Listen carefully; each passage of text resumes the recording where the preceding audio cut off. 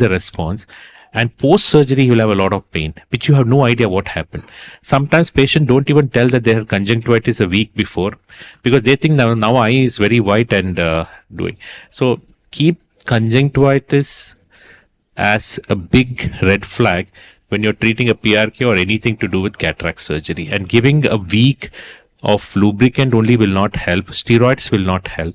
You need to really dampen the T cells, and lifitegrast works well. If you don't have lifitegrast, cyclosporin works well. If you don't want to use it, at least a short course of steroids works very well. Over to you, Gaurav. I think. Very good afternoon to everyone. And thanks to KOS and to MEOM for inviting me for this presentation. It's indeed a pleasure to be here. So I wanted to share some experiences with ICLs and how we can do a better job than what we've done in the last couple of decades. I have no financial interest. So we've been using phakic lenses almost since 20 years now in the sulcus, and before that on the iris. So we had the iris fixated lenses, but we started using the current generation of phakic lenses like the one which is from Star way back in 2005. And we all understand that success with phakic lenses depends on all these variables. So it's difficult to, its success is dependent on all these things. And I would say that most importantly, it is achieving a predictable vault, which we can ensure that we have a good success with the ICL.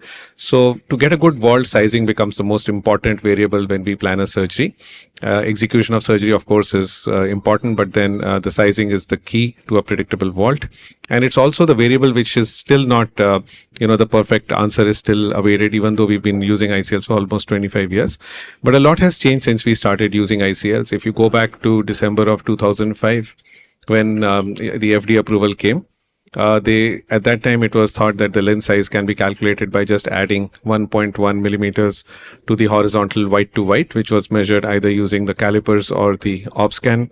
Over the years, we've used a lot of other measurement techniques, the digital calipers and the pentacam and the OCTs and so many other devices which do automated detection of the limbus.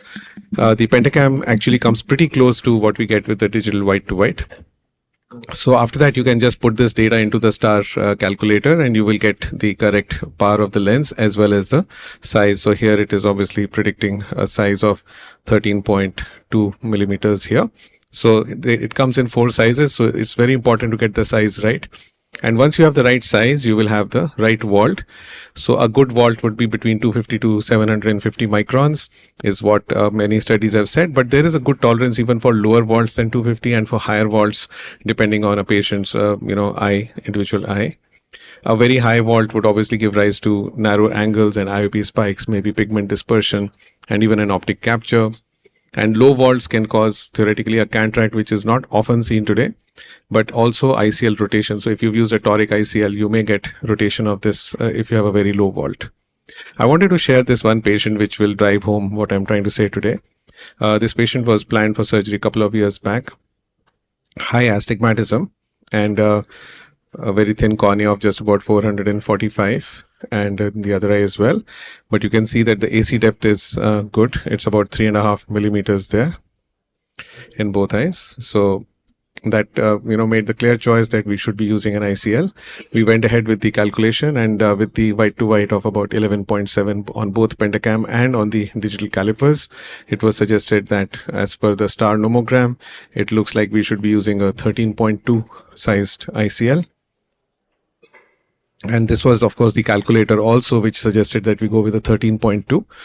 So we went ahead. Both the eyes were operated one after the other on 2 different consecutive days. The first eye on post-op day 1, we were quite happy with this vault of about 794.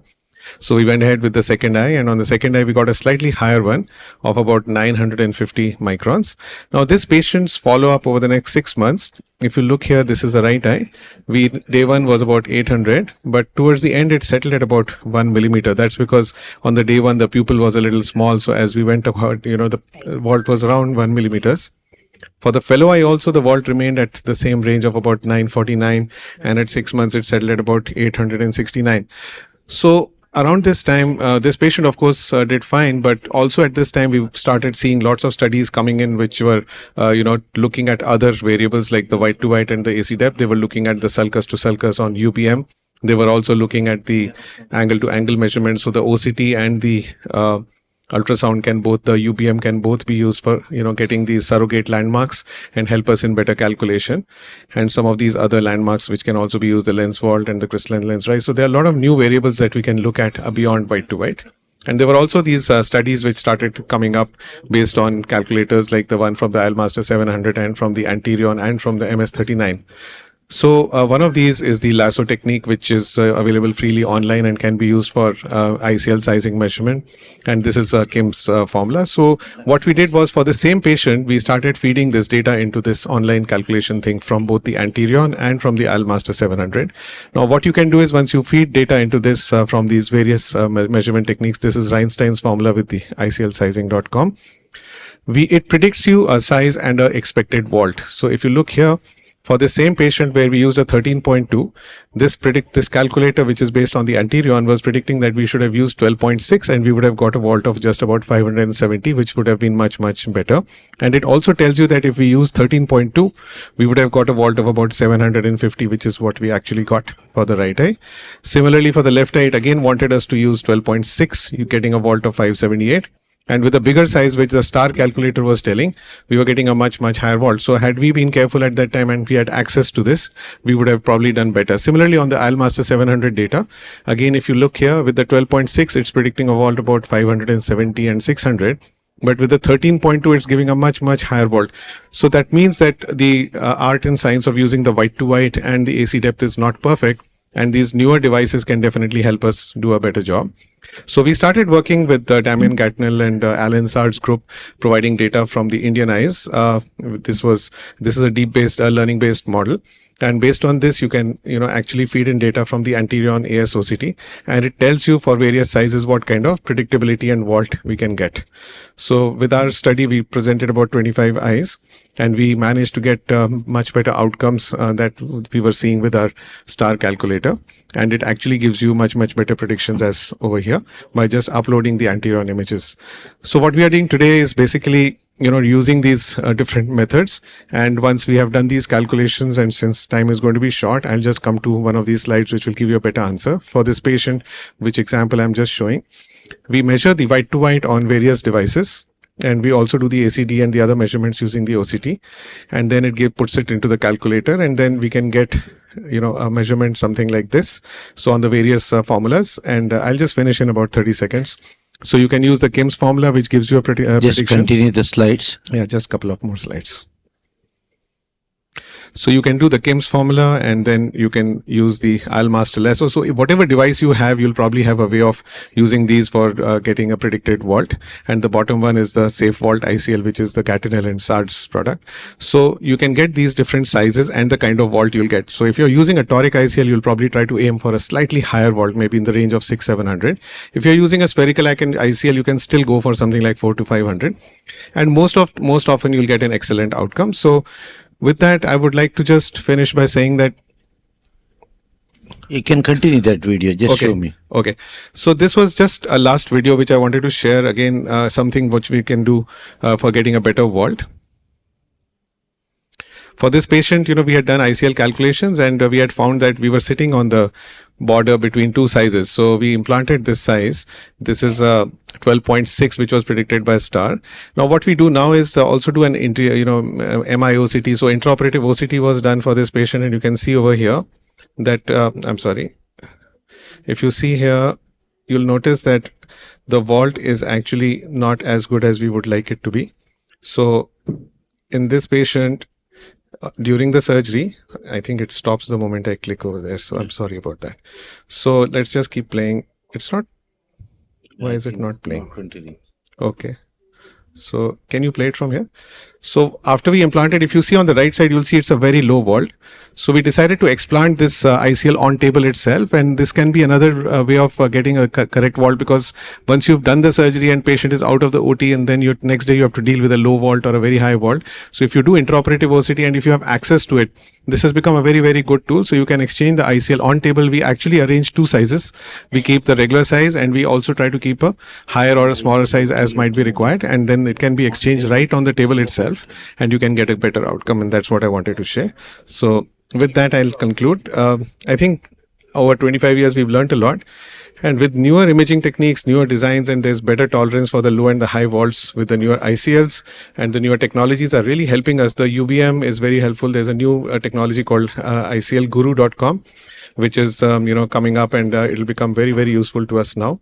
And these deep learning and AI models are helping us get better prediction for vaults. So we are really now good time to start phakic lenses if you still haven't, and to improve your understanding of ICL sizing to get better and better outcomes. Thank you. Thank you, Dr. Gaurav. It is a really very interesting talk. I think you and Gatinel together, I think you've done a lot of. I think I request Sharath to come to the podium. I think I got you come to the stage. Please join us, because Gaurav joining on the stage is a big movement for our society. So Gaurav, I just wanted to ask you. See, your calculator showing the different vault prediction. And if you see, some of the company people already come up with, like, for example, some of the Indian company come up with their own vault predictor. So which one we to take? See, suppose one company will tell, this is my vault predictor, and the star company say, this is the vault predictor. So which one the exact power you would like to? Okay, so for me, what I'm doing is I wanted to show that I'm using, because I have an Almaster 700 and I have an Anterion. So I'll use two formulas which are available for the Anterion, one from the 700 and one from the company. And then we just put them on one side, like we put them side to side, and we see most often they will all be showing the same thing. The difference will be maybe just by 50 to 100 microns. So it's not difficult to decide, because they'll all of them will probably show that, if you use, say, a 12.6, you'll get maybe somewhere between 500 to 600. Now, if one of them is showing something drastically different, then you can just go back and try to see what was the main reason, because they all use different measurements from the ASOCT. Some of them use the lens thickness, some use the, sulcus to, the scleral spur to scleral spur. So you can just go back and see, some eyes will be outliers. They might either have a very small AC depth, or they may have a very small, scleral spur. And then you can kind of look at them and come back and see, because otherwise you'll get a surprise, and then try to modify it, and then go with what most of them are saying, rather than go by the one which is the outlier. That's but one important thing you showed, if you are having a intraoperative OCT, you inject IC, you keep it two sizes, then the intraoperative OCT. But again, dynamic vault changer, people say that while intraoperative, whatever the vault you see, probably next day that may not be there also. So again, for that, we have started doing for the last few years hydroimplantation. So if we are now injecting ICLs without viscoelastic, and usually it's the viscoelastic which, when it comes off, your vault changes. So ever since we stopped using viscoelastic, and I'm not recommending that everybody should do that, because it is not technically more challenging and the risks are much more. But post-op changes of vault happen very little if you're not using viscoelastic. And on table usually is very predictable. Post-operatively, the vault will not be vastly different from that. So I think it's still a good technique. Thank you, Dr. Gaurav. I think I invite one of the prolific retina surgeons from southern part of India, Dr. Sharath Hegde. He's been, Yeah. What is your experience with these ICLs and secondary glaucoma? I mean, it's 20 years and 25 years. You've been seeing how it was with the ICLs and the Indian manufacturing lenses as well. The glaucoma. So for me, glaucoma is definitely a contraindication to use of ICL in any case. I would not use it. But are you saying that, okay, so frankly, this is a bit of a gray area and we are still learning. See, we've been doing ICLs for almost 20-25 years. Now I've burnt my fingers with one young lady so uveitis and glaucoma, these are two things which will pose challenges as time goes. So one young lady whom I'd operated maybe 15 years back came up to us during COVID times with bilateral acute uveitis following COVID vaccination, and we just could not control it. She developed hypopions. We kept trying to treat her, and the uveitis would not remain quite for long. Eventually she developed a cataract and we had to remove the ICLs. So definitely in preoperative screening, if there is even the slightest hint of pigment dispersion, pigment on the anterior lens surface or angles, we should definitely not do a phakic lens surgery for those patients. And post-operatively, if there is a phakic lens in situ and patient is going on to develop things which can complicate situations in the future, it may be a good idea to just explant the ICLs maybe 10, 15, 20 years down the line and then let the patient go back. So I think it's still an area which is evolving. We still don't have, even though we've done a few thousand ICLs, I have only these one or two examples to quote which have gone on to, develop something like this. So it's not going to be a big problem. Maybe another 10 years